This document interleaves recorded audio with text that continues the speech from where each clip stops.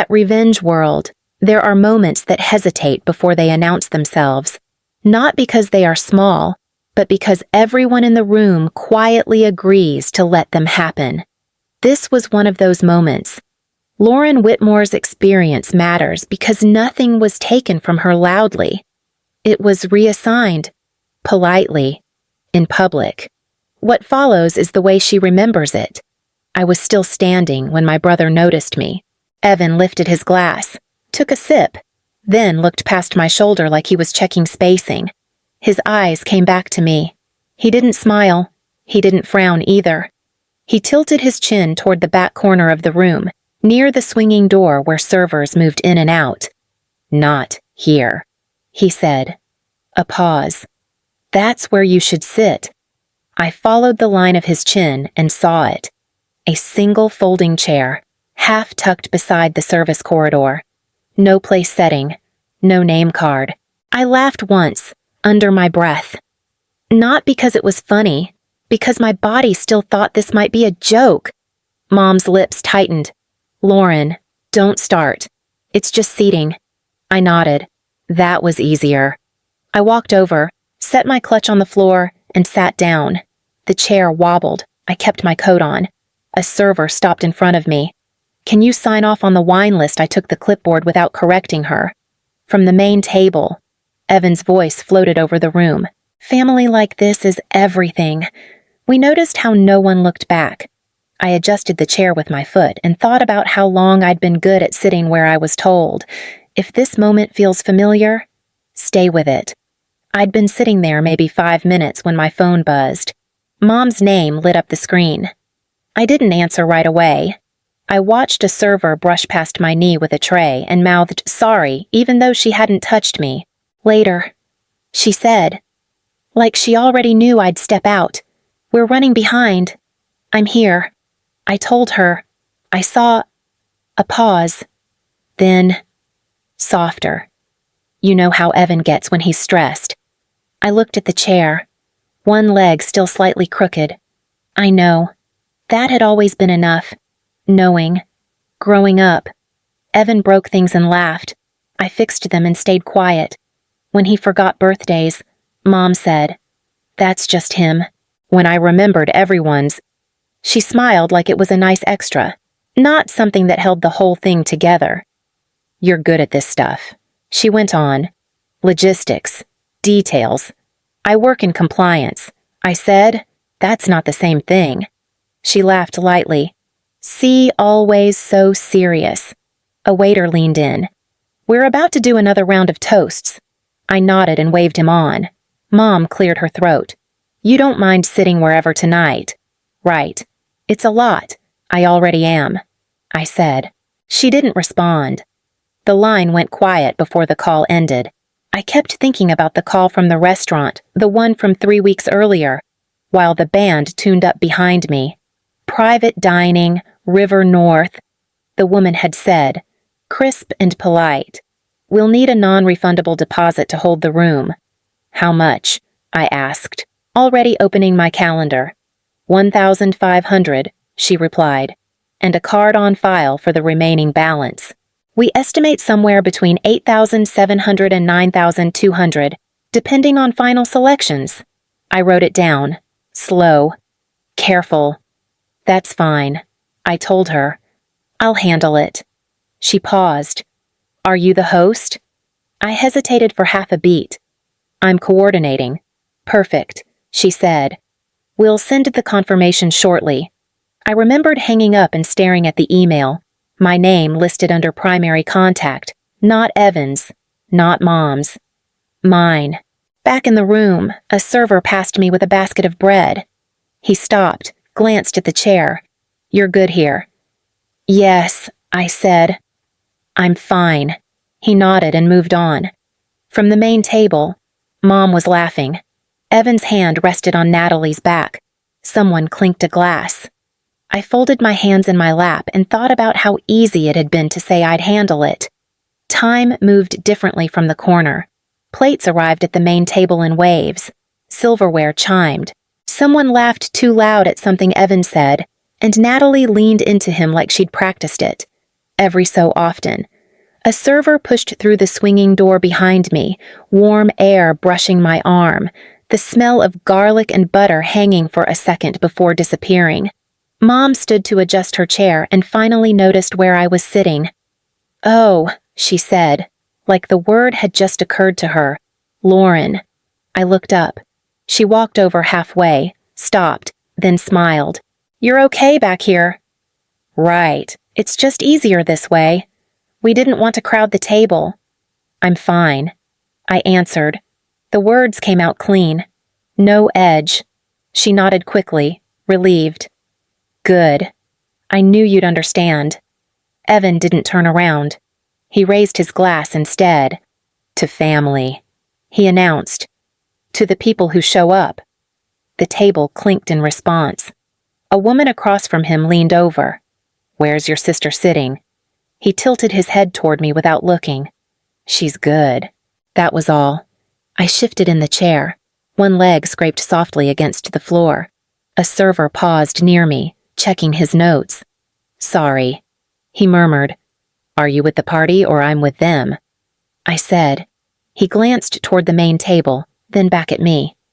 "All right." He hesitated, then added, "If you need anything, just flag me."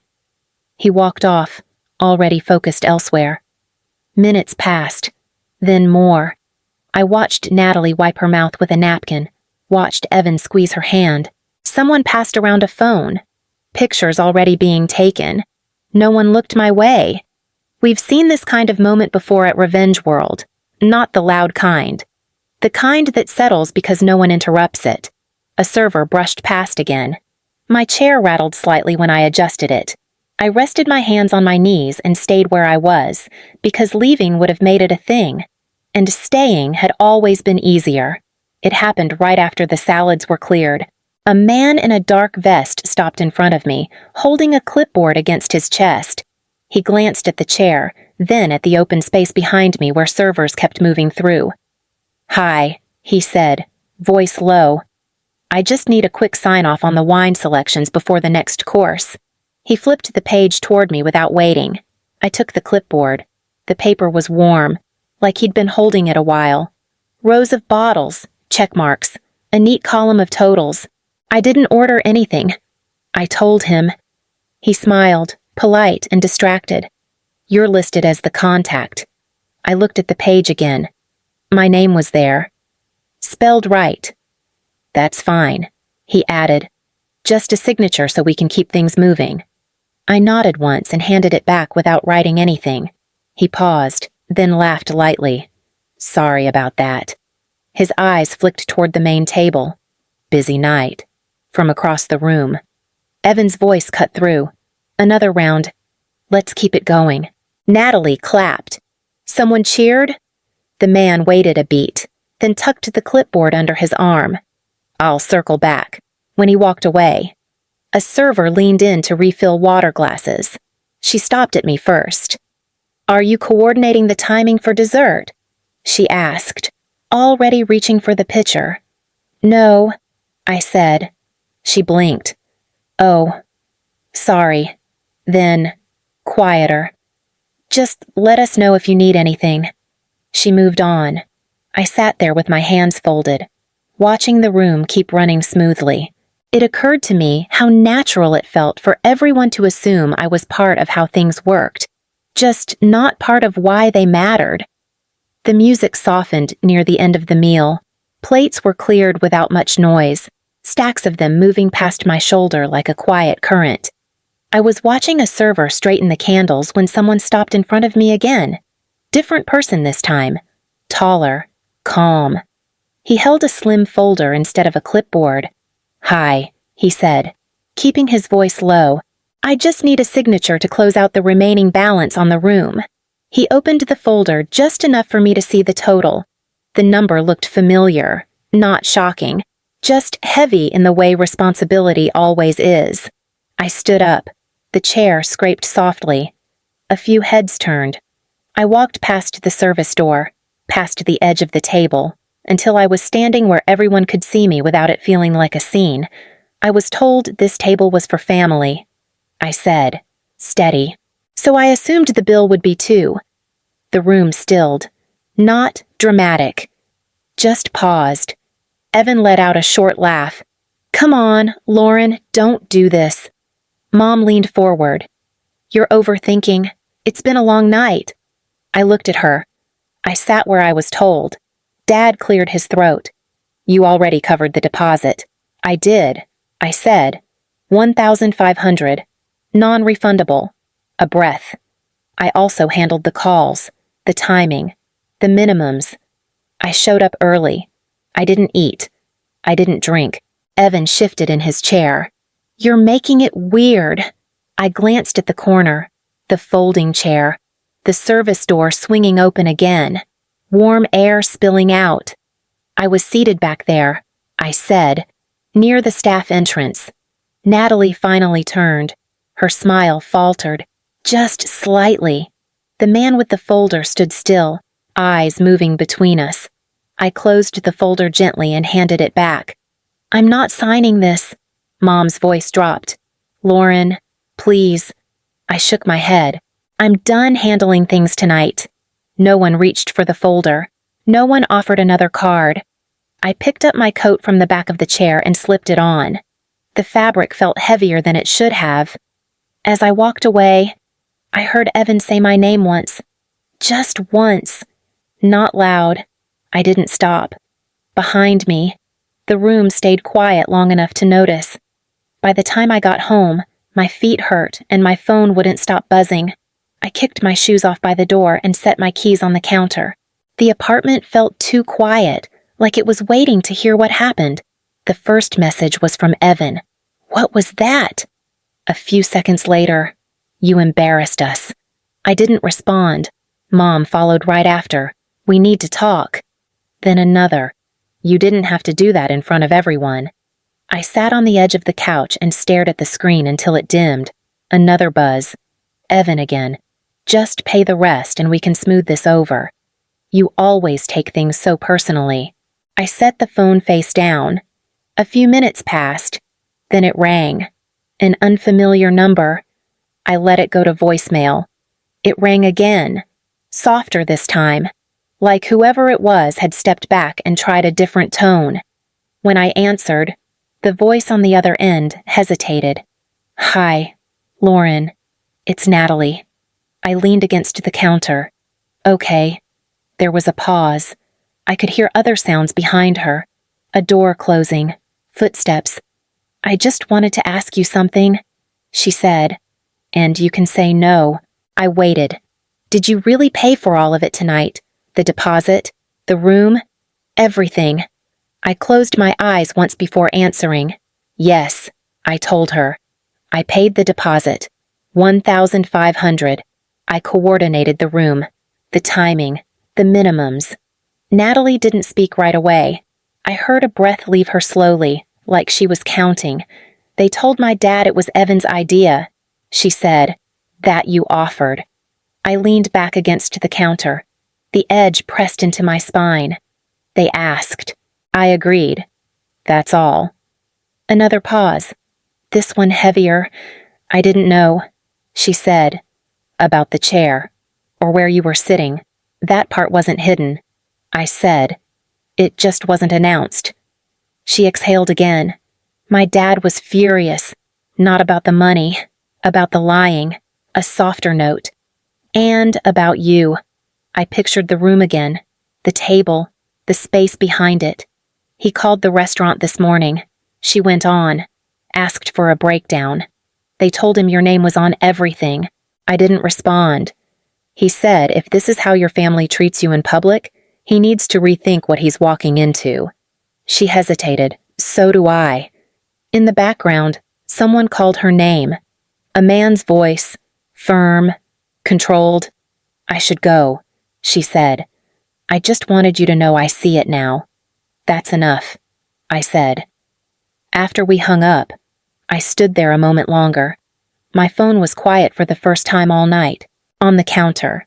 My coat was folded neatly, still smelling faintly of the restaurant. I left it there and turned off the light. The first thing I did the next morning was close the shared account. Not dramatically. No announcement. I logged in, moved what was left, and shut it down. The screen asked if I was sure. I clicked yes. That was it. Evan called twice that day. I didn't answer. Mom sent a message that said, "Can we talk soon?" I let it sit. She showed up a week later with a container of lasagna, still warm. She held it out like a peace offering.